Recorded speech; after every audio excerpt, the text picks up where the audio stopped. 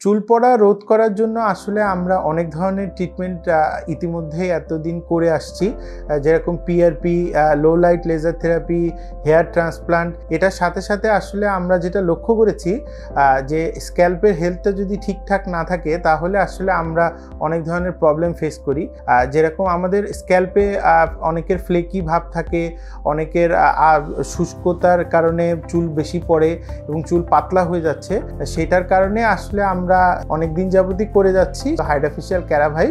HydraFacial ক্যারাভাইভ মূলত আমরা 3টি ধাপে করে থাকি। প্রথমটি ক্লিনজিং অ্যান্ড এক্সফোলিয়েটিং, দ্বিতীয়টি নারিশমেন্ট এবং তৃতীয়টি হলো রিজুভিনেটিং অ্যান্ড বুস্টিং। এই যে আমরা 3টে ধাপ বললাম, এই 3টি ধাপ যদি আমরা আরও সহজে বুঝতে চাই তাহলে প্রথমে আমরা আলোচনা করতে পারি ক্লিনজিং অ্যান্ড এক্সফোলিয়েটিং নিয়ে।